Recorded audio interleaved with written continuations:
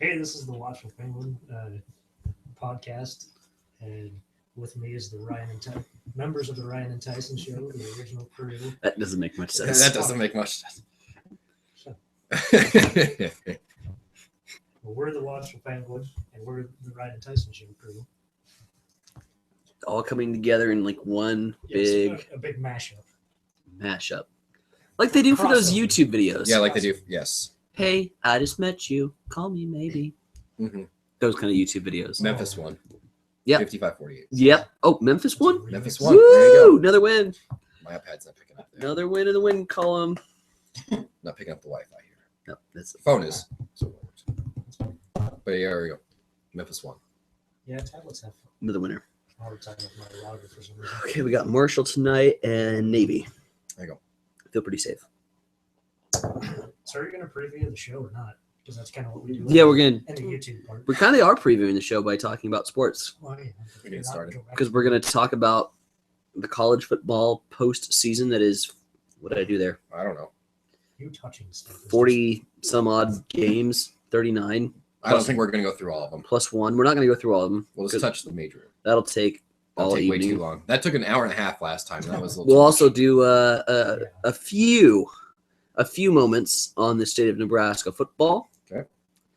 And That might turn into more than a few. we We'll see. can even touch up upon NFL. NFL as we head towards the playoffs and maybe give some of our playoff NFC Championship, AFC Championship, and beyond predictions. Sounds good. Okay. There you go. So Works for me. with that, I think you've got a recording to start. Yeah, I do. And you're going to intro us in, I'm sure. I hope So this is that part, like, we need to be absolutely quiet. In other words, don't sneeze.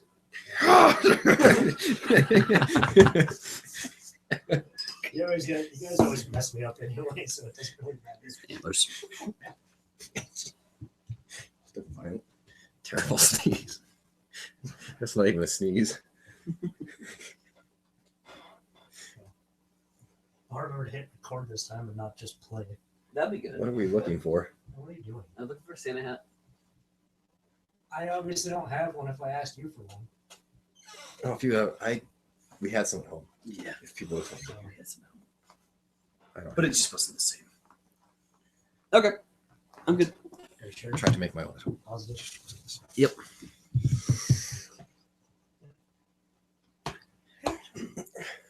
Okay.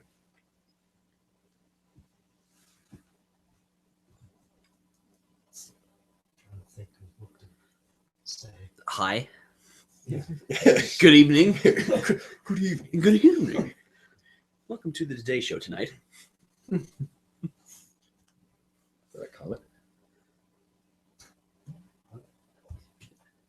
Is that the Earth and a comet? Yesterday's news today. Yeah, something.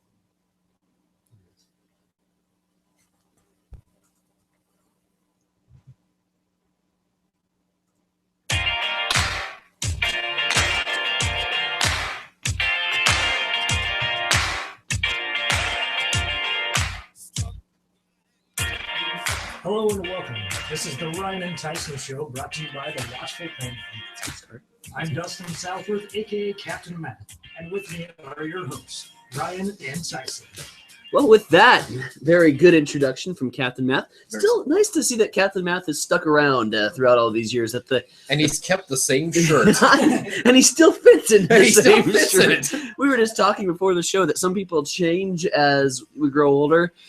Clearly not Captain Math, as he still is concerned about your safety and concerned about numbers And flame shirt. and show introductions. Yes, and show introductions. Well, welcome to today's Ryan and Tyson Show, the third time that the Ryan and Tyson Show has been hosted by our gracious host, the Watchful Penguin, here in beautiful Juniata, Nebraska on a December day. Weird that we can say this. I almost was going to wear shorts today, but Well, You the told audience me- is you thankful that you did. told me that we had to wear pants. I- Didn't want to be like Chris Berman on baseball tonight, and the No. camera cuts out, and he's wearing shorts. No, that's true. So, with that, today's topics will include, of course, it is the most wonderful time of the year with the college football bowl season. And we've got some things to discuss with this new format that the college football has undergone. I've so far been a fan of it. I think college football got it right. We'll get into that here in just a little bit on today's show, what it would look like if we did expand the college football playoffs. And as two guys that are fans of Nebraska football and Syracuse football, we might get into the state of Nebraska and Syracuse and Washington State football on today's show as well. And with also a little bit of NFL talk, too. We're both avid fantasy football players. Congratulations on your championship, sir. I will gladly accept fourth place in our very ultra 12-team competitive 3-back league. Yeah, mine was not so much. It kind of was. I was destroyed with running backs. Apparently, they're pretty important in fantasy football scoring. Who knew? You had Asiata. You also don't want Tony Romo as your quarterback. No. Except for last week. As he rode the pine on my bench. Oh. But we'll discuss some fantasy football. We'll discuss some NFL football. Maybe give some late playoffs. Who we've been impressed with. Who is in need of maybe some front office changes, from coaching changes as well. In other words, who's been flat out miserable. So we'll get on all of that today's show. But we've got to start off with the hot topic. It's been a hot topic for at least a month now, because we found out in early December, i.e. from the press release from the Nebraska athletic department, may have been the first or second one I think we've ever received from his office, that Bo Pelini was fired after another 9-win season as the head coach at Nebraska, despite what many people thought, and I included, was a if you win situation, you're in for the remainder, at least until the 2015 season. He won that game against Iowa, but yet it still was not enough to overcome, let's say, some rather embarrassing losses on national television that Nebraska has experienced for the past 7 years. So I guess we just started off, Ryan, with maybe your thoughts on this coaching change situation. Programming note, there might be some differences here between opinion. Okay. Well, yeah, some people did think the Iowa game was for coaching for his job, but the decision, from what I understand, there were some parameters set before the season. After last season, after Eichhorst decided to keep his job, but the Board of Regents and a group of people decided, like, Bo has to decide, or Bo has to, in order, here's some marks for improvement on what needs to happen. You need to be undefeated at home. You need to win the Big Ten West, and you need to try and calm his demeanor and his actions on the sidelines. Demeanor and actions on the sidelines, compared to previous years, it was a lot more mild, a lot better. But you give up a 14-point lead at halftime at home to Minnesota. You have that embarrassing loss against Wisconsin. And as we've seen, as time has gone along, more and more things are coming out. So to think that this decision by Sean Eichhorst was solely based on Bo's performance on the field, we really can't say that. Do you think that the decision was made after what many people are saying, that blowout loss to Wisconsin? Or I'm leaning more on the lines of this decision was made because it's the second year in a row that we've lost to Minnesota. We've got to stop losing to Minnesota. We do have to stop losing to Minnesota. I think everything was fine leading up to the Wisconsin game. Yeah, we had the tough loss at Michigan State. We were a college football playoff contender. We were in the running. We were close. I think that was a little bit more hype within the Nebraska media than on the national media. But there was a possibility. Outside. There was an outside shot. There was a possibility. But at the same time, we hadn't played anybody yet. You had that tough loss against Michigan State, but it looked like things were coming together. That team stayed together. They fought. Things looked like they were going to be okay. But then the wheels came off. Everything came off. Let's face it, the loss to Michigan State hurt after we saw that Michigan State wasn't the exact same Michigan State team that went to the Rose Bowl a year ago. Yeah, they were, exactly. So that one did hurt. But the wheels came off, and you saw that there was an underlying problem in the Pelini regime that was causing these breakdowns, causing these same things year after year. And it kind of came out with Bo's press conference with his players, that us against the world mentality. That does not work. That's not how you foster an environment. That's not how you build leaders within your community and within your team. You don't try and build these guys to think that the athletic department is out to get them, that the athletic director does not care about them, that the fans are going to scrutinize everything that they've done, that former players think they're an embarrassment, and that the media is just out to get them. That is not Nebraska football. That is not the state of what Nebraska is, and that is not the tradition. Since that when? It is. Since when? Since when? Since when what? Okay, the burden of the proof is on you to prove this. Like, the fans were behind Pelini. The fans wanted to see Pelini succeed. The media was fine with him. But when you're seeing the same breakdowns year after year, you're seeing the same faults year after year, you're seeing a guy who's going on the sidelines and acting like a 10-year-old, embarrassing your university. Not this year. There was still times where hardly. There was still times. It wasn't as bad, but when all these things are continually happening, it begins to be a problem. Both 2009, 2010, people weren't screaming for Pelini's job. It was 2011, 2012, 2013 when they were seeing the lack of recruiting that was causing problems. The same players, the same positions, regardless of who the player was, whether it was PJ Smith or Corey Cooper, the same guys making the same mistakes, the same system being flawed and getting exposed by power running teams, by teams that can spread you out and run, and rushing. Melvin Gordon in 2 games ran for nearly 700 yards against us. That's unheard of. Should never happen. And the fans, the media, everyone's former players, they recognize good football and they see good football and they have a right to say, you know what, this isn't living up to the expectation, and they have a right to voice their opinion. It wasn't that they were calling for Bo's head on a stick all the time.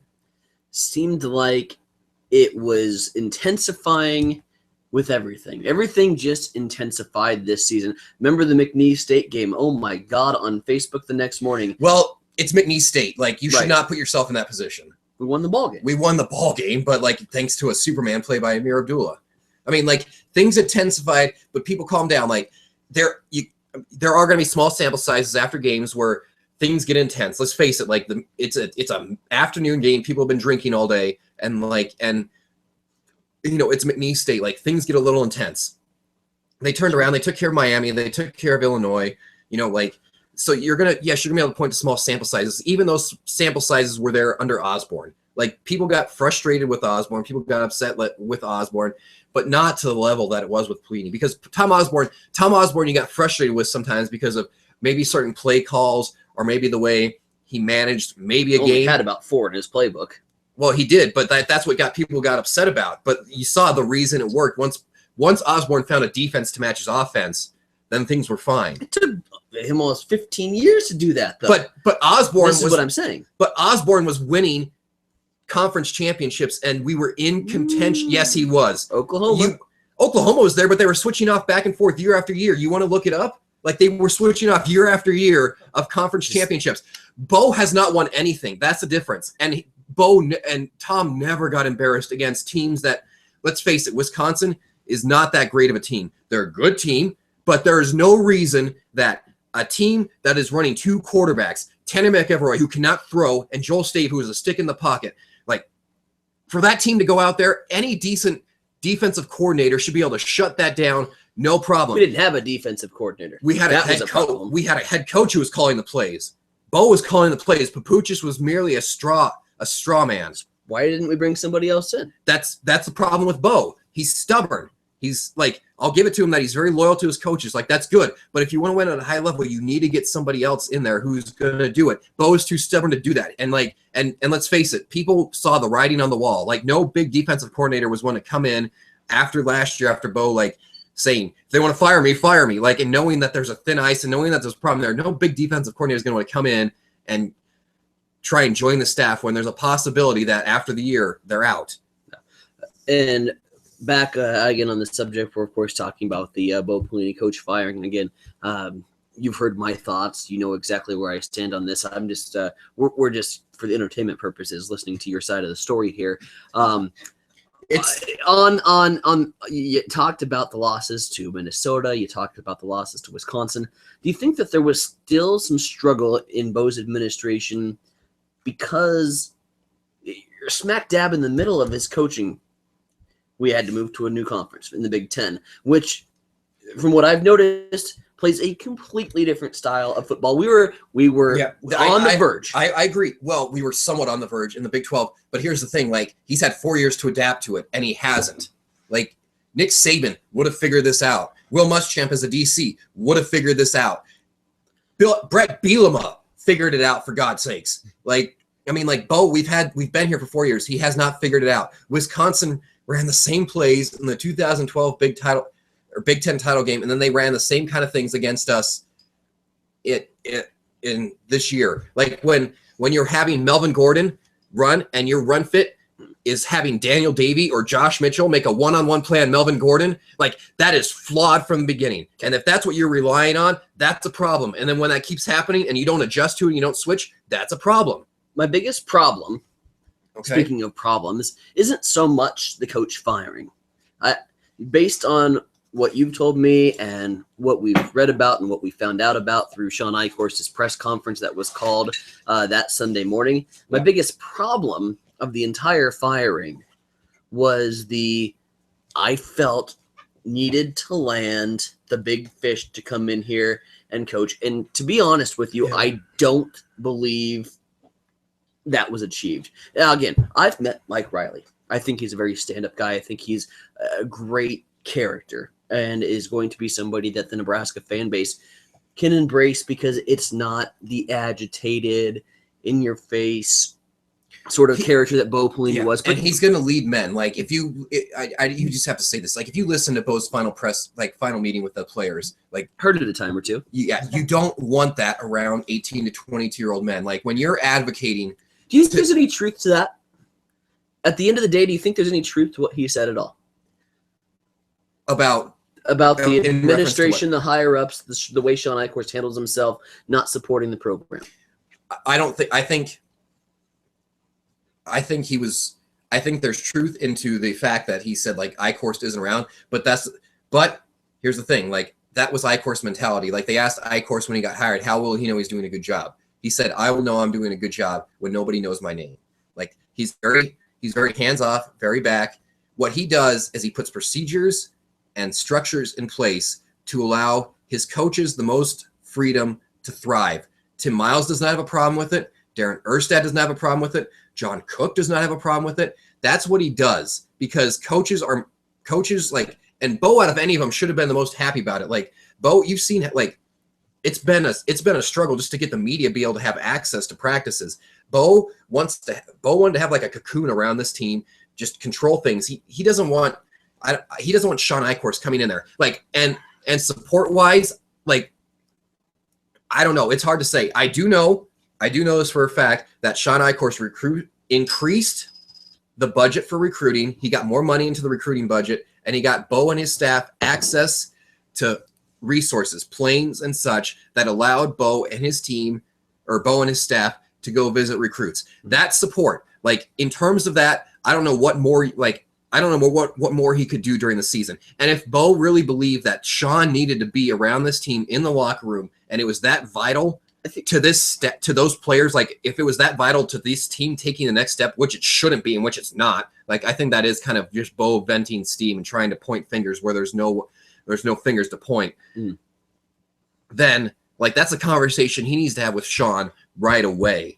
And if like that's a problem, he needs to have that conversation with Sean right away and not his last words before he walks out the door. Three things. One on first of all, you're talking about the level of shelter that Bo wanted in the practice field in terms of the media. He did open up all practices to the media for this year. He did the first time in like his coaching career. I did say like it's been a struggle because in the years past it wasn't like this was a pleasant surprise. Okay. Oh, he did open it up. Very good spring and summer. He was having fun with the media. He was having fun on Twitter for the first time. It looked like he was having fun with the job. As far as the support goes from Eichhorst, I don't think it's the fact that he needs to be in the locker room there with the guys, but to see what they're going through, to see, just for the players to say that, hey, the athletic department's behind you.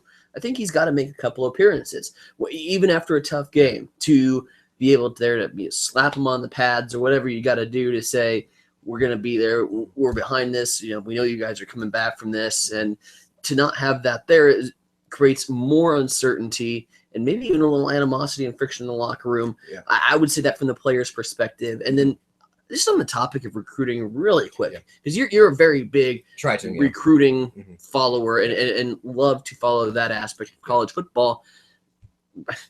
Recruiting to me has sprung in terms of national coverage over maybe the past 10 years or so, where it wasn't in the mid-90s. I've got to think, and I don't have any facts to back me up on this, but I don't have to. I got to think that we probably didn't have top 25 recruiting classes in the mid-90s when we were steamrolling over people. So recruiting to me, whether it's a blue chip or a 3-star or a 2-star, it hasn't made that damn bit of difference in terms of developing talent. If you got a coaching staff, you can develop talent. Yeah, you can develop talent, but there has to. I mean. But you look at Tom Osborne.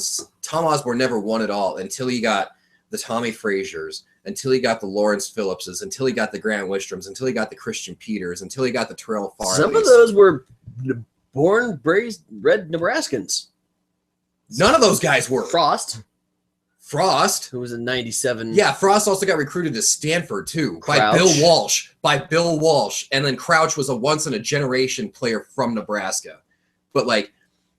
Everyone in the world wanted Tommy Frazier, Lawrence Phillips, Grant Wistrom.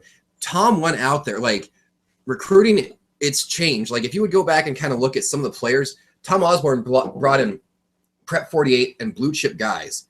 He did. He brought in those guys. The big thing that you kind of maybe saw, maybe his O-line, a lot of those guys were maybe corn-fed kids from Nebraska, but he also went out and he got some big-time guys from Texas, from Minnesota, from Missouri.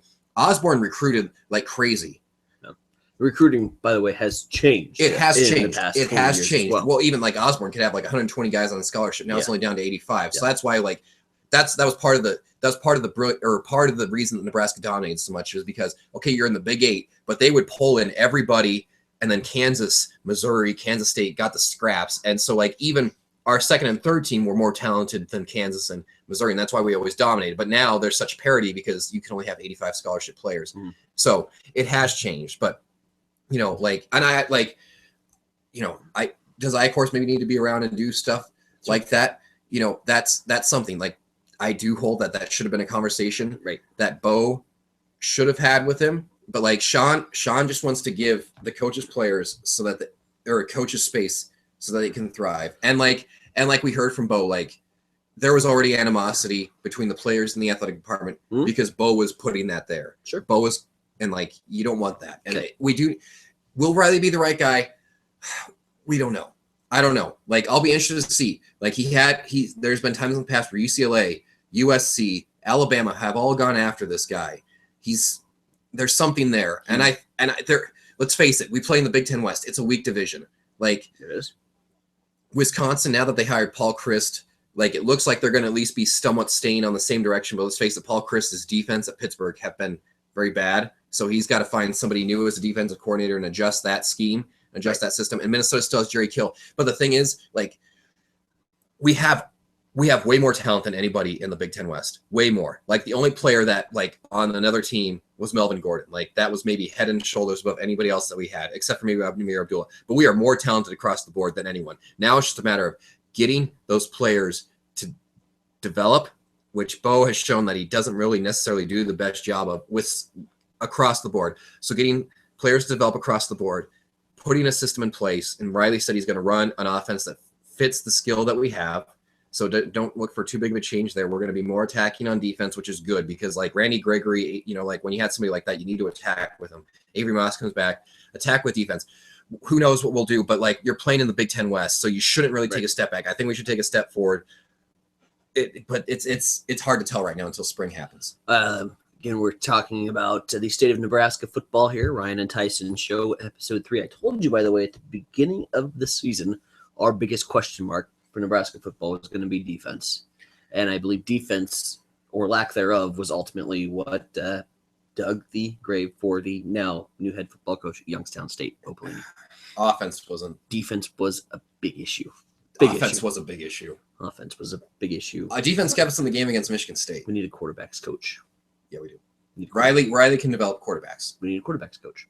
And I think the receivers are going to be very excited for Mike Riley, based on the alma mater at Oregon State. That being said, he did win 2 ball games this year. maybe 3.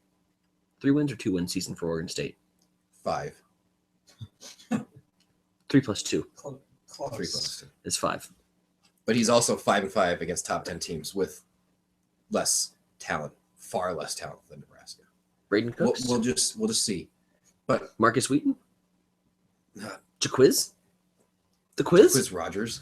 Yeah, these were guys who came out like they molded and they coached up. Here's a phone call. So we'll just Here's a go phone call. keep the we'll just keep the tape rolling here. Okay. So As Captain Mass we'll steps see. out of the bidding. I'm pretty sure he's answering a math question. he's Yeah. with the Sokotoa. Ryan and Tyson show here on the Watchful Penguin episode, the third time that the Ryan and Tyson show has been hosted by our gracious host here with the Watchful Penguin. Most Which- wonderful time of the year. It is. I It's see. Yeah. college bowl season here. You need to get me a beer before we start talking about the rest of the show. Okay. Um, Do you want me to hold it down? I don't have another beer in my case. that's not good. Yell at Captain. We'll just get him Okay. before he gets in the office. So Okay. before we start talking about the Bulls, we got to talk about the playoff structure. Mhm. 4 teams this year were selected by a selection committee, much like what happens when NCAA March Madness comes around and 68 slots get filled. This time, the selection committee had the, I got to say, more difficult task of finding the best 4 teams in the country. Okay, 2 things with this college football playoff system. The first being, I thought they got it right. That being said, the weekly rankings that they have, I think, completely confused Yeah. everybody. Yeah, I agree. Everybody. We're, of course, everybody's crying about TCU and Baylor. The Big 12 not having a conference championship game, I think, ultimately did them in. Mhm. Listen, on the final week of the season, when the spotlight is on and the selection committee is looking at who is going to go to the playoffs, for TCU to be playing Iowa State on that same week that Wisconsin got rolled by Ohio State when In primetime television, TCU Mm. played at 11:30. Mhm. Like that. I mean, that's tough. when Oregon played against Arizona Friday night. a great Rich Rodriguez team on Friday night. Mhm. When Alabama slammed Missouri, prime time 3:30. Saturday, Yeah. 3:30. So So there was nothing else on during that time. So. Yeah. you're playing. You need to be playing your best game in Mhm. that final week of the season. So I don't think it'll be too long before the Big 12 adds 2 teams. I think they're pretty much first. They had this grand vision at the beginning of the season. We went to the press conference where there were 10 teams, one true champion. That was their moniker, the one true champion. Yeah, well, they're salesmen. They're trying to sell it. And when their moniker is one true champion, and you have a co-championship on your very first season out, that tells you need a conference championship That's true. game. And I got to think that that's coming very, very soon for the Big 12. Again, they got it right.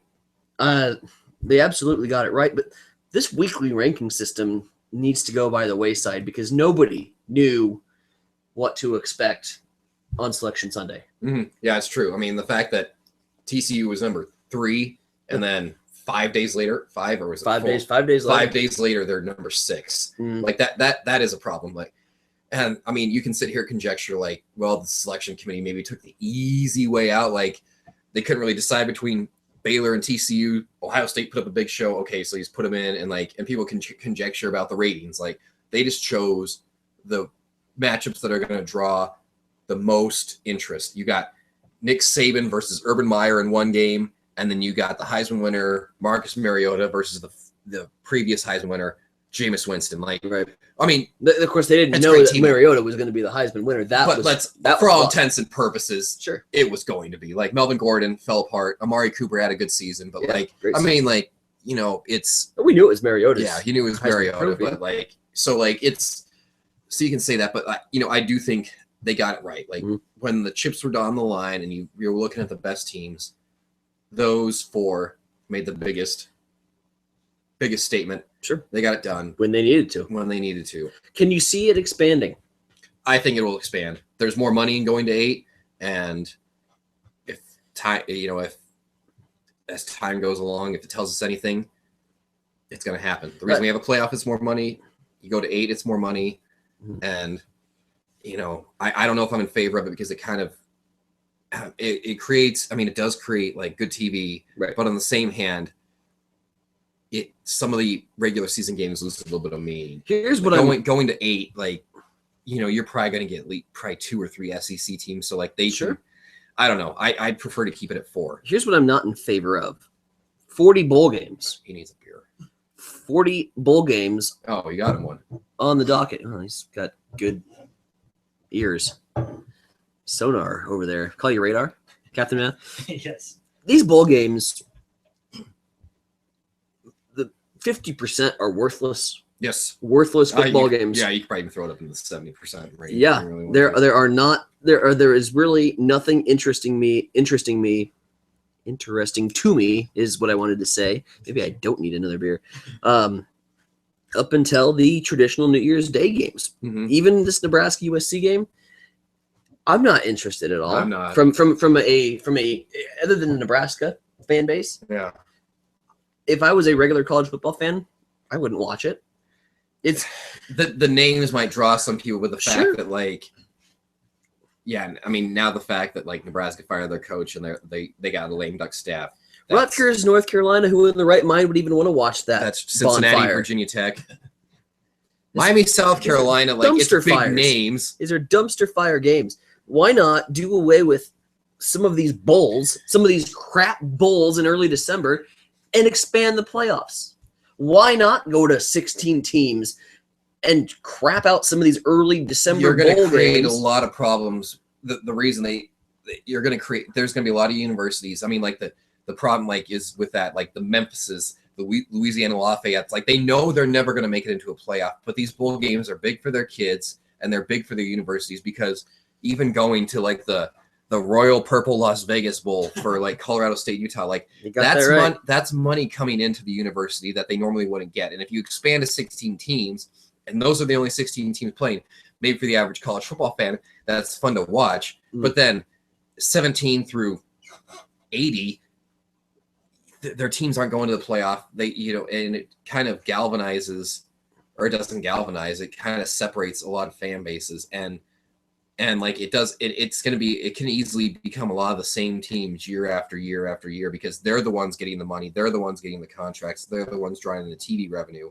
and teams like that fall in lower conferences, or maybe teams in a Big Ten or an ACC that are at the second tier, like getting this money can help for recruiting and help them push them forward. So like they want to keep that so that way those universities can get money and try and propel themselves forward into the future. South Alabama is never going to be a top 16 I agree. Like they can get rid of some, maybe I agree, but like it's going to be tough because like you're going to make a lot of athletic departments very angry, like South Alabama, like even like Nevada. Listen, I watched Rutgers play their last 3 games. They were ready for the season to be over. They don't want to play in a bowl game. It's a drawback. I'll give you that. It's definitely I will give a you drawback. that. It's definitely But then like get better. If you want to play in the playoffs, get better. That's what this bowl can help them do. Like winning this bowl game and getting that money can be a big help for those teams. No.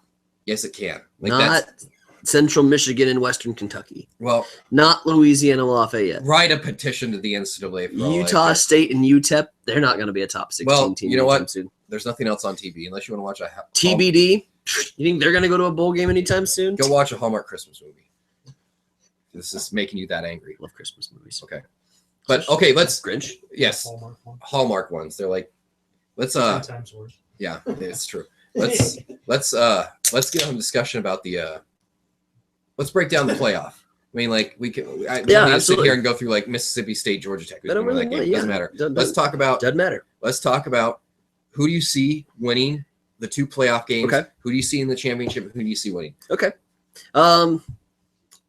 We'll start with the beginning.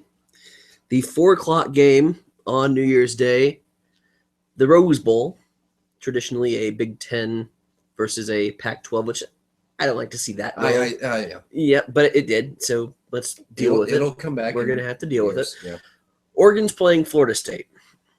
I have not been impressed with Florida State all year based solely upon, I think the ACC was the weakest conference, power conference in football. The ACC, other than Georgia Tech and Florida State, I was not impressed with. It was the defense optional conference, as I believe I called it a few times this season. Have not been impressed with Florida State. I think Oregon's speed alone, Marcus Mariota is the Heisman Trophy winner. Watching them against Arizona, a very good Rich Rodriguez coach, a solid, yeah, much improved Arizona club, better than Florida State's opponents, 1 through 13. I'd like to see Georgia Thus Tech, far. Arizona. That's another story. But That would be a good bowl game. That would be a good bowl game. Too bad we're not on bowl selection committees. Okay, but okay, so I'm taking Oregon, and I'm taking Oregon by at least 13. okay, yeah, it's this Florida State team is a tough team to figure out because there's times where their defense is kept them in it. There's times where their offense is kept them in it. Mm-hmm. Like the thing that with Florida State is scary is if they turn it on, they're capable of winning maybe the entire thing. Maybe not. Sure. I'll get to that. Oregon's been consistent. The thing with Oregon that I just worry about is their defense. Their defensive line kind of lacks a little bit of a punch. Their defense has somewhat improved, but they haven't gone up against great competition. If Florida State gets Delvin Cook going, then Jameis Winston is capable of, with play action and with passing, is capable of carving them up. That said, though, this is a West Coast game. It's the Rose Bowl. I do. Oregon knows the environment. Oregon knows the environment. The history with the former Heisman, with the history of the Heisman Trophy winner having a bad game out, that kind of looms there. But I think Oregon gets it done. If Florida State if their offense gets going, if Delvin Cook gets running, watch out for Florida State. I will say that because Oregon's defense hasn't been that spectacular. Sure. But Florida State's defense is not what it's been in the past, and Oregon could kind of expose that. I like Oregon. Close game. Every game this year with Florida State's been close. I think close game, but I think the slipper kind of finally falls off Florida State. I think it comes back to teams score in the 40s. I don't think I could see like a 31-28 kind of game. Okay. 40s might be tough. I might move that up 10 points to go say 41-28 in favor of the Ducks. It's fair enough, but we'll just wait and see. So either way, we both have advanced the Ducks into the national championship game played on January 12th. That's a long layoff. We'll get to that in a minute, too. Alabama playing Ohio State on the 1st. Yeah. It's a 7:30 game. The All-State Sugar Bowl played in Nolens. Again, your home team here, Alabama, down in the South. Yeah, I'll just save you time. I'm going Alabama this one. No doubt. I'm going Alabama big. No doubt. It's Nick Saban. He gets an entire month to prepare for Ohio State.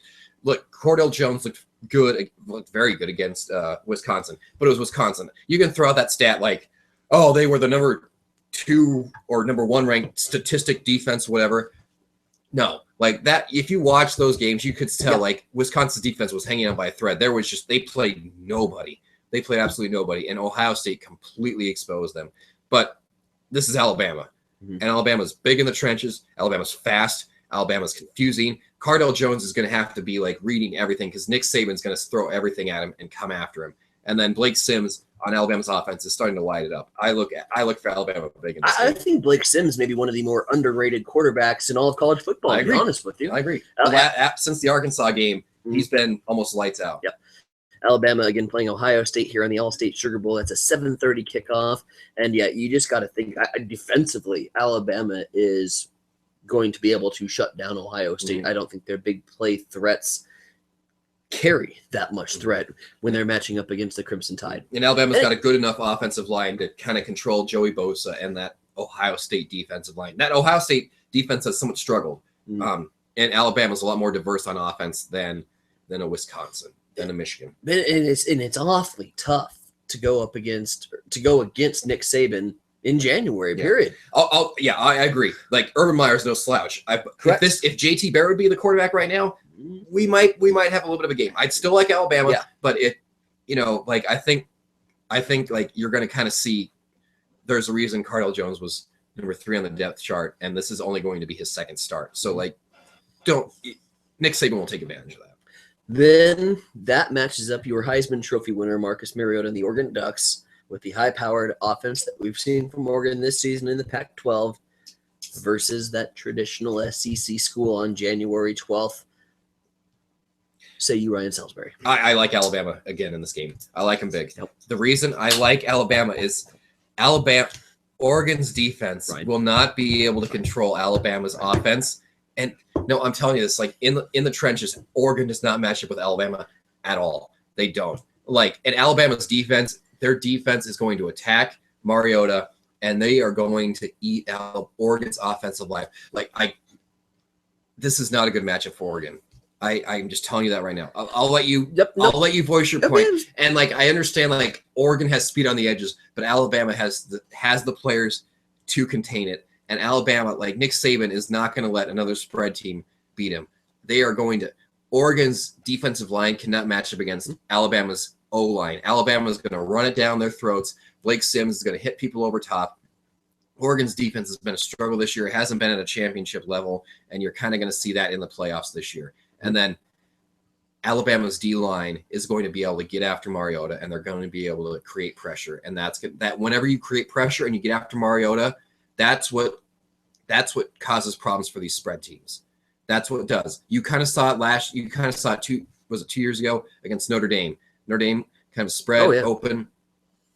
They had, but you saw what happened. Nick Saban, they just ran it down their throats. The D-line created pressure, even though Notre Dame had great skill position players and speed on the edges. It didn't matter because Alabama's D-line and linebackers were creating pressure and getting into the backfield right away. I see that same thing playing out here. I don't want to take anything away from Oregon. I think they're a good team, but it is not a good matchup for Oregon at all. That's my input. Two things. Okay. So that Alabama team that played that Notre Dame team was a much better Alabama team than this year's Alabama team was. This Oregon team is a much better team than that Notre Dame team was. What's that all mean? That means Oregon's going to win the national championship. No, it doesn't. They're going to win by a field goal. You hate when I do this. When I make a prediction with absolutely all of the other facts pointing in the other direction. I just want you to give facts. I just want you. There are none. There's none. I have nothing to give you other than the fact that I think Oregon's going to win the football game by a field goal. Just all I want is some analysis on this. Why they're going to win this football game? You think I've had time to do analysis on Oregon and Alabama's potential? You're a college football fan. Doesn't this just cross your mind sometimes? No. Do you ever just think about this? Normally, I'm too depressed or too drunk from the Nebraska football game to put any analysis. We haven't played in a while. Calm down. Oregon by a field goal. You're national champions. A last-second one, no less. Drama to end the college football playoff. Okay, Mark Helfrich versus Nick Saban. Who? Exactly. Oregon's head coach. Oh. Do they have one? Again, Oregon's going to win the national championship. Okay. Yep. Say what you got to say. Say what you need to say. Did it. Okay. I like it. Okay. Yep. And Duke's not going to win their bowl game against Arizona State. No. I told you all year, Duke is not that great of a team. I was really on Duke's bandwagon earlier. Yeah. No. There was no reason to be on the bandwagon. Okay. So. Quit jumping on bandwagons. I got to stop jumping on bandwagon. Unless it's Ario Speedwagon. Nice. That's a good bandwagon to be on. Yes, very good. Fear the wagon. 39 minutes into the show, time to talk some NFL football now. Let's throw some NFL football. Congratulations on your NFL Fantasy Football Championship. The Wolf Stanson Dentist brought home the championship. Okay. Yeah. The Mighty Ducks 2 reference. I had 2 leagues, Baltimore Oracles. The Baltimore Oracles, you see the little play off the Orioles. The Oracles kind of seasons of the future. Yeah. So I was the Baltimore Oracles in one league. They won the Fantasy Football Championship. That's a league I started 7 years ago. Baseball team. And my first, it won me a fantasy title for the first year ever. So I'm good with that. Okay. Second league, we're going to get probably a 5th place finish by the time it's all said and done. Much more competitive, 3 backs. Oh, jeez. 1 quarterback. And the quarterback scoring was a little bit different from standard league. So I didn't draft a quarterback near as high as I should have and got stuck with Tony Romo. Which apart from last week, terrible. It wasn't awful. If QBR was points, then you'd be sitting pretty well. But you got Andrew Luck and Drew Brees and Aaron Rodgers. Drew Brees has been awful, but Ryan Tannehill for God's sakes. Ryan Tannehill's been decent. So, anyways, I did not. He won me a championship. I did not win that league. No, Odell Beckham Jr. won you a championship, and Matt Asiata. You're welcome. And Ryan Tannehill for the advice.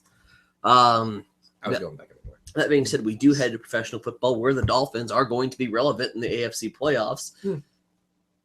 Perhaps. The Cowboys won the division in the NFC East. Ridiculous. The Lions are on a 4-game winning streak in December. They have a chance to win the NFC North this Sunday. The NFL has kind of turned upside down here the past couple weeks. Your thoughts?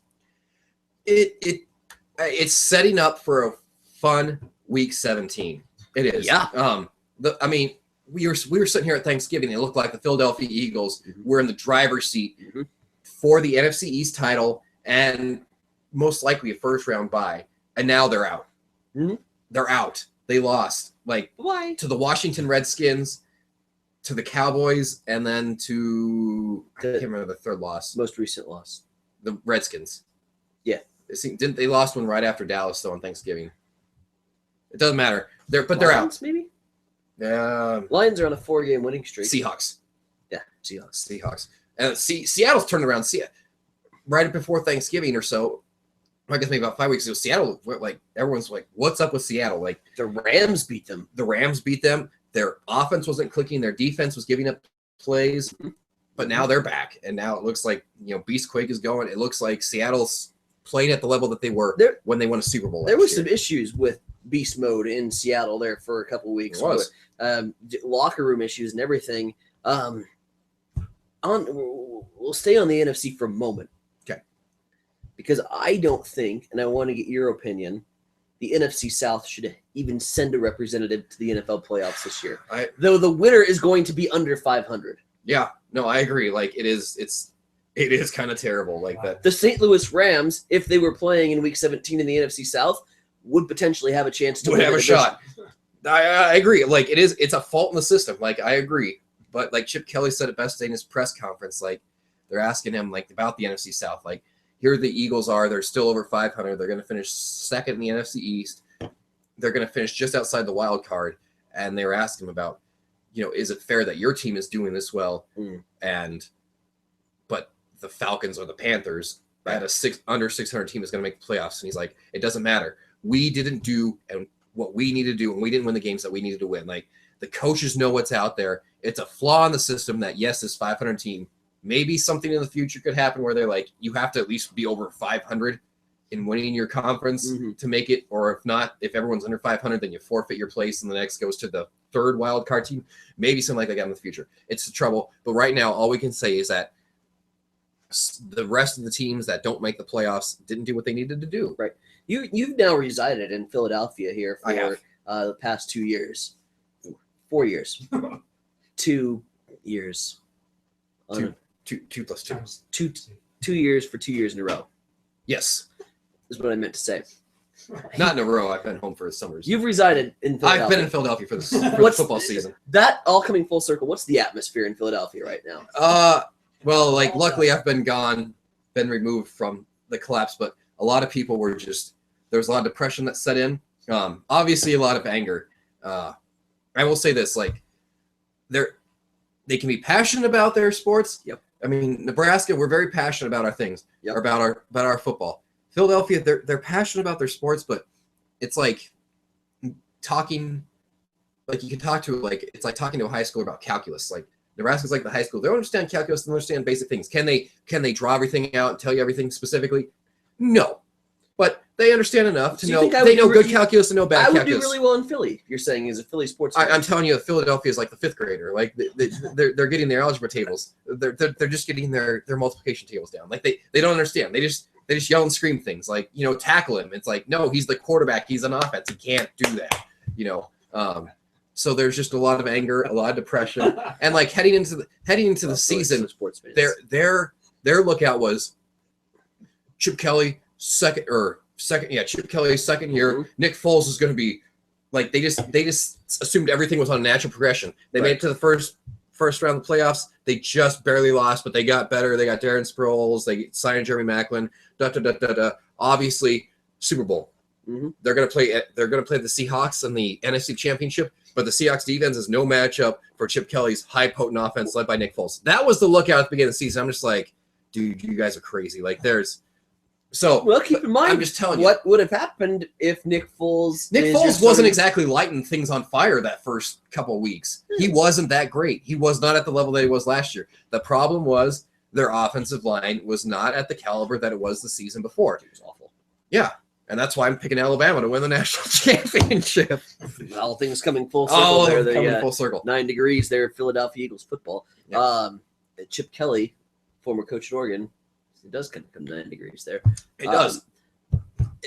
Let's jump to the AFC here. Okay. The New England Patriots, they're there. The Miami Dolphins, again, are relevant in the AFC playoff picture.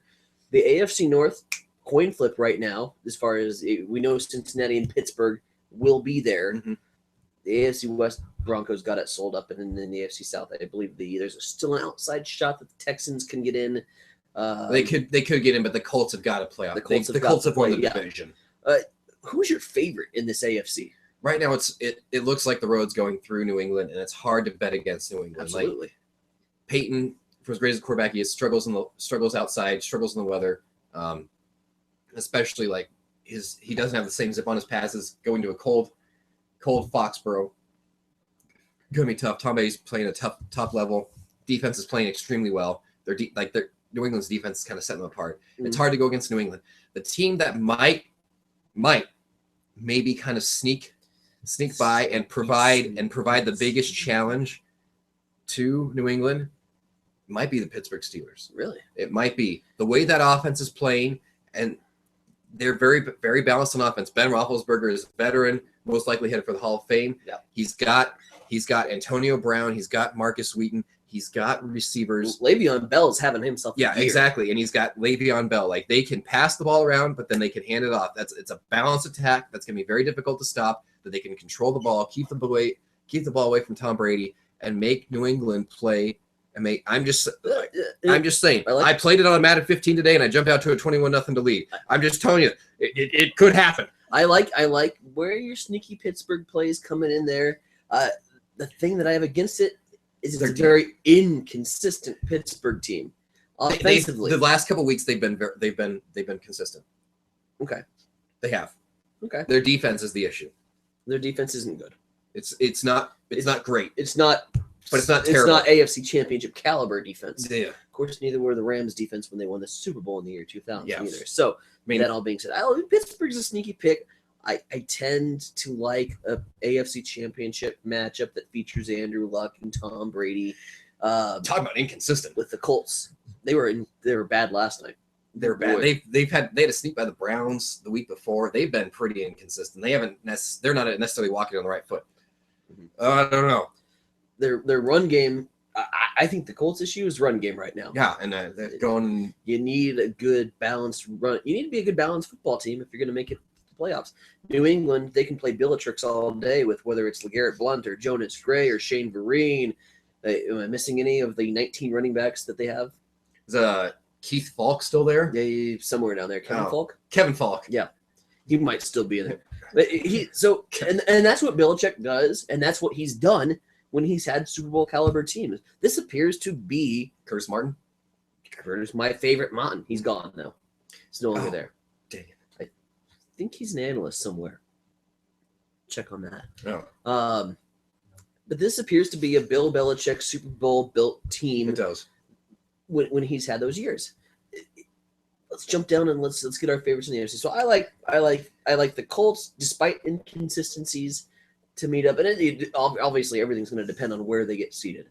But if seated correctly, I like the Colts and the Patriots to play for your AFC title game, and with the winner being the Patriots. Okay, naturally. I like the Patriots, and I'll go the Steelers. Yeah. At the end of the day, I don't think it really matters. I think it's going to be, depending seed. I think it's going to be New England. New England's going to go to the Super Bowl in the AFC. Yeah. Okay. 2 weeks ago, if you would have asked me this, on the NFC side of things, I would have given you a very clear-cut, defining Green Bay Packers, New England Patriots Super Bowl. Mm-hmm.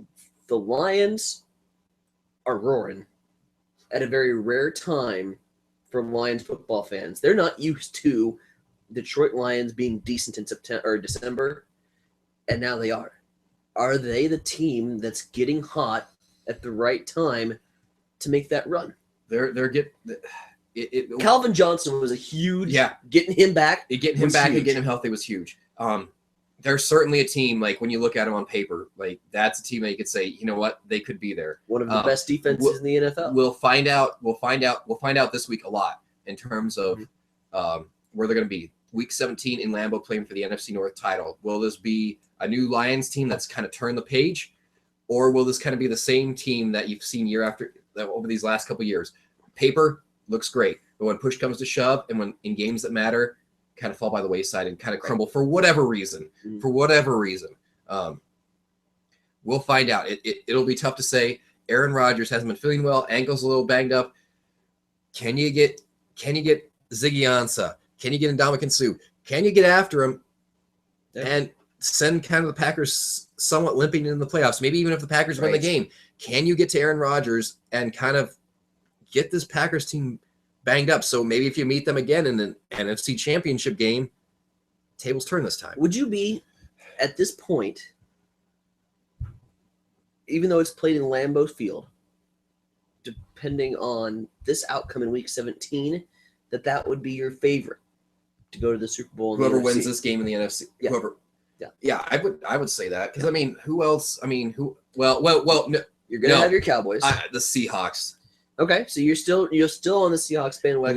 The way they've been playing, like much improved. Bobby Wagner's back. Yeah, their defense, the Legion of Boom, looks like they're going. You have to run the football against the Seahawks if you're going to beat them. You can't just sit back there and rip passes.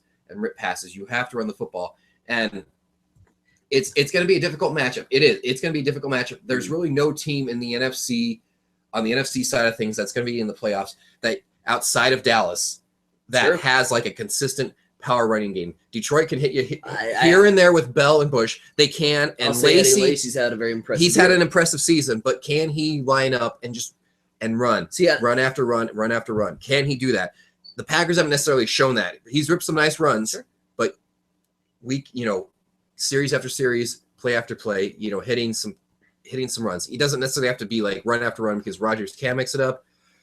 And I know it was week 1. So just for me to say this is kind of absurd, but the Seahawks absolutely embarrassed the Packers. They did on opening weekend. Mm-hmm. They did.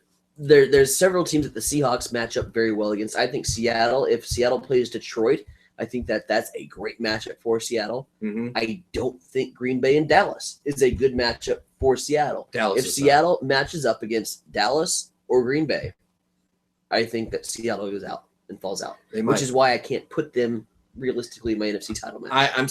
Seattle's playing at a different level than anyone else in the NFC right now, and I have to go with Seattle, outside of maybe Dallas. But I don't think Pete Carroll and that Seattle team is going to lose twice to Dallas in one season. What do you think Dallas falls in this NFC playoff picture? Because at the end of the day, here I'm thinking, my God, when is Tony Romo going to screw it up? Yeah, no, I think that's kind of wherever I think any football fan is thinking that right now. I think even Dallas fans are thinking that.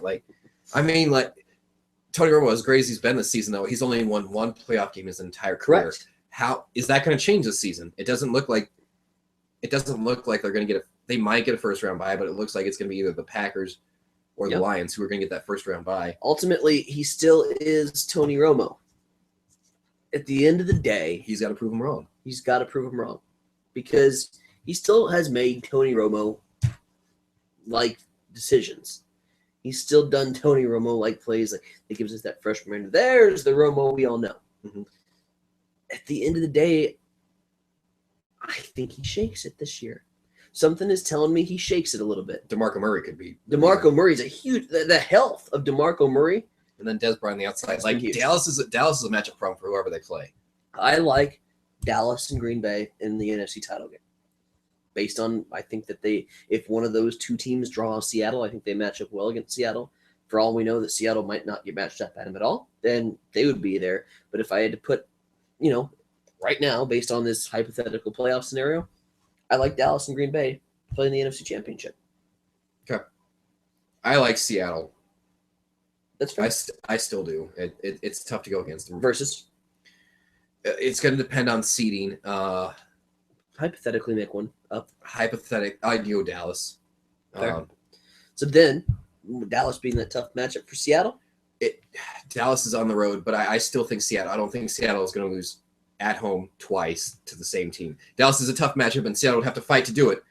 But I think now that Bobby Wagner's back and he's healthy, that's enough to lift Seattle. And then Russell Wilson and the offense does enough. Like their offense has picked it up a little bit in these last couple of weeks. We haven't mentioned the Cardinals, but there's far too many issues with Arizona right now. But I like, and then I like a Seattle New England Super Bowl. I'm going back to what I said 2 weeks ago with Green Bay, New England. Okay. Just because I said it 2 weeks ago and I want to be right. Okay. I'm judging off the I situation. Week 17, this is going to be huge. I think we'll learn a lot more, and we will have a more clearer picture of what the NFL playoff picture will look like and how teams will do in advance after Week 17. Be very interesting to watch. 3 minutes left on the show. Your time to rant and rave and yippee about the Habs. Oh, well, I think their play is spoken for itself. I think they're second in their division. Well, Blues right at second in their division. It's a fun game. Don't they? They only have one game this week because. Well, I know, but Christmas break. don't the Habs and the Blues play over Christmas break? Wouldn't have to check that schedule. Because you sent me that. Yeah, because we were gonna go. I don't know if we were gonna go, but I wanted to go. Oh no, we were gonna go if they made it to the Stanley Cup Finals. Yeah, Stanley Cup Finals. Blues was have for sure a thing. Love the hockey game right now. There's been some great hockey matchups here just in the last week. There was a 20-round shootout that took place when Florida was victorious. Mm-hmm. There's been great hockey action, and of course you can see hockey action on the NBC Sports Network and also on the NHL Network as well. The NHL Network, of course, with their great programming on the fly where they take you around. If we're going to do product placement, just Shock Top, send me some more of your chocolate wheat. That's making my day. And, of course, anytime that Busch Light and Red Strawberry Ale can get on the show, love them too. That's really about all I have. Captain Talk to Matt. John's. Thursdays. Not this Thursday. Thursday's Christmas. Thursday's Christmas. You're going to be around a while? Till January 12th. Okay. So we got some Taco Bravo Thursdays. We could do like a live remote from Taco Bravo Thursday. It would draw a lot of attention. It would. That's Much right. needed attention. 90 seconds left on the show. The final rundown. Captain Math, holiday wishes to anybody? Well, everybody, of course. That's right. Especially to our one viewer who stuck with us throughout the entire program. We had one viewer. Throughout the entire program. Oh, We definitely appreciate that. Yeah. Love it. Merry Christmas to you and yours. Merry Christmas, everybody. Have a hope you enjoy the college football bowl season, the last remaining weeks of the NFL season. Plenty of good conference basketball is going to be starting up, and that's something we didn't get on to. So we'll have to maybe have another show where we talk about Big Ten basketball and the college basketball season, because March is going to be here before you. We'll get back at March. I'll be back in March. Come back in March. We'll do a bracketology show. We'll break down the brackets. We will. Something like that. We could do it maybe live. So with that, you got a song to close us out with? We're playing, yes. Excellent. Oh, fantastic. Well, my earpiece is fallen out a long time ago, actually, on the show. So that happened. But again, thanks for listening. Yeah. Hope you have a great day. Hope you have a Merry Christmas. And enjoy time with your friends, family. And we'll talk with you again real soon. Yeah. Make sure to follow us on iTunes. Subscribe. The biggest follow us plug on, of all. Yeah. The incarnation. The most important one. Follow us on Facebook at the Watchful Penguin. Google Plus, The Watchful Penguin. Twitter, Watchful Penguin. No, not a lot of people are on Google Plus, unfortunately. And if you have any suggestions for the show and want to rant and rave again towards us, you can send an email to podcast@thewatchfulpenguin.com. Direct your emails towards Tyson, because I'm sure he's the one that drove people nuts the most. So this has been the Ryan and Tyson Show, brought to you by the Watchful Penguin. Have a good day.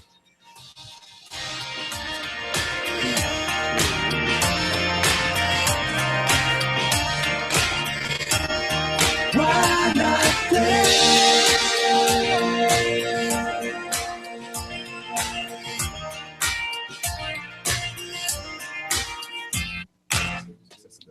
right, that was the podcast part of the show. Tweets. And now back to Google Plus. Mentions. Hangouts that are still going on. I don't know how you said it. I don't think you can do it That's via what I'm phone. doing. What are you trying to do? Did you set up your Twitter on the PC? Maybe it wasn't at first, but then okay. What do you when you lock your tweets? What does it do? It just says that only your followers can access your tweets. Oh yeah. So like if I was to just look up, oh, I want to follow Ryan, or I want to see what Ryan Salisbury's got on Twitter. Like if I'm typing in, I'll just use my fake account here. You have to be signed in to be able to. I'll show you. And following. Mm. So I go to enter name Or allowed to. Ryan. I don't know.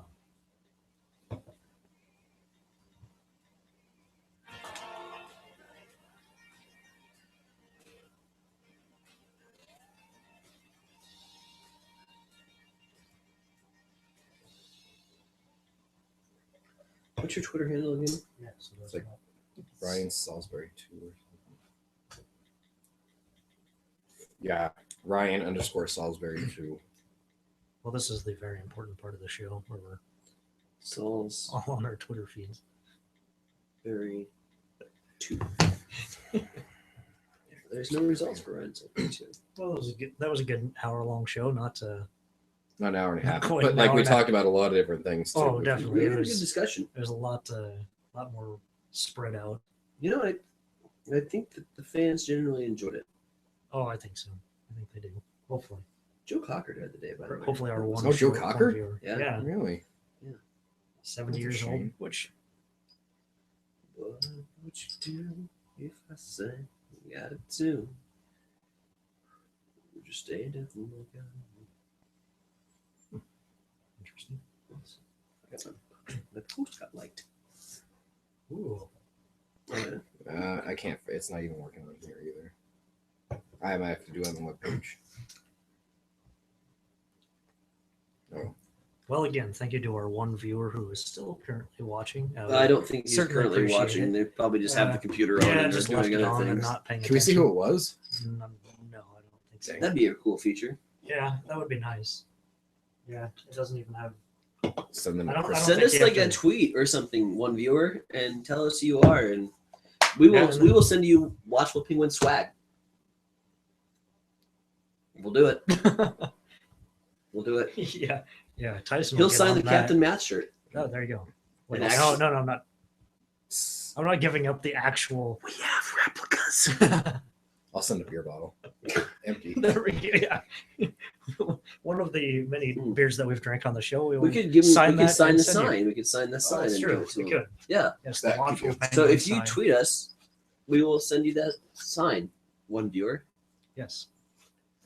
and then find us on one of those social media. and then tell your friends about Yes, us, definitely because that's the ultimate spread thing. the word. You got to spread the word.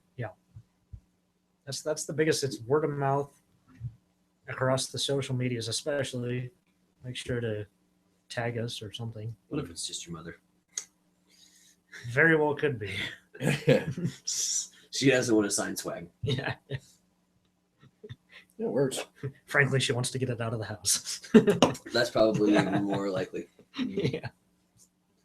So signing off from beautiful Juniata, Nebraska on what has been Juanita. a beautiful Juanita day. It is. It's a nice right around 40. The sun was out. Yeah. Wish we'd get a Decent white day. Christmas, but Rain horse. It may Lost a still viewer. happen. It may still happen. Lost our viewer. Yeah. Anyway, so Oh, that's the end of the show. Yeah, we're done.